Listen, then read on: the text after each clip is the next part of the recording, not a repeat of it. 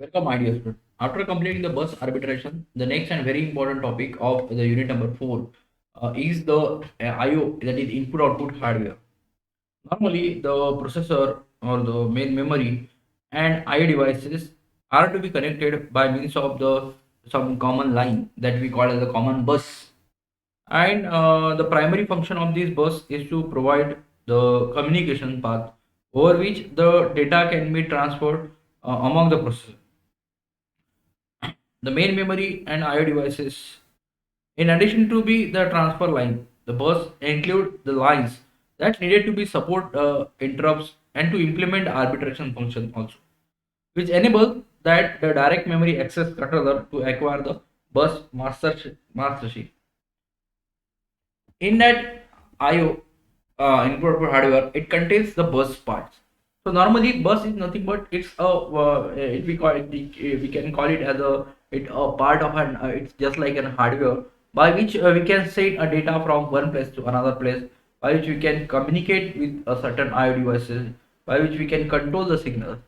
So normally the processor and the main memory and the different IO devices are to be connected by means of such a bus, and that bus provides the communication path over the transfer of data.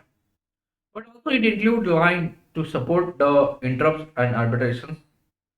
A bus is a protocol is that it is a set of rules that govern a behavior of the various device connected to the bus as to when to place the information on the bus and when to assert the control signal, like that. Normally, if you see there are three types of the bus lines are to be there.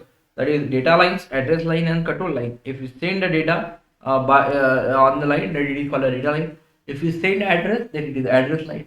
And if you send the control, then it is called as the control lines. This control signals specify whether it is read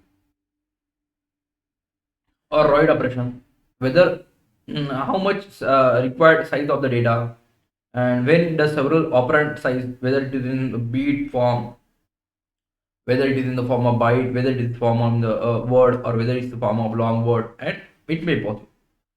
So, and also it provides the timing information which indicate that when the processor and IO devices may place data or to receive the data from the bus. There are some scheme for the timing of the data transfer over the bus that can be classified into synchronous and the asynchronous. So normally this processor bus is typically a bus having three sets of lines that we already discussed, that is the data lines, address line, and control lines. The control signals is involve the data transfer specify the two types of information normally. The first of these, which we refer as to the mode of to transfer, which involve a specification whether it we have to perform the read operation, whether it we have to perform the write operation. A read write line specify the where it is to be set to 1 or where it is to be set to 0, depending on that read and write operation is to be performed. When the several operand size are to be possible, such as byte word, long word, required size of that should be indicated. And the second important component of the bus is the control, which carry the timing information. This signal specify the times at which the processor and IO devices may get placed the data on the bus. Normally, as we can discuss here, there are two types of the buses are to be there, like a synchronous bus and the asynchronous bus. We will try to discuss that synchronous or asynchronous bus in details in the next video. So keep watching the video. Thank you.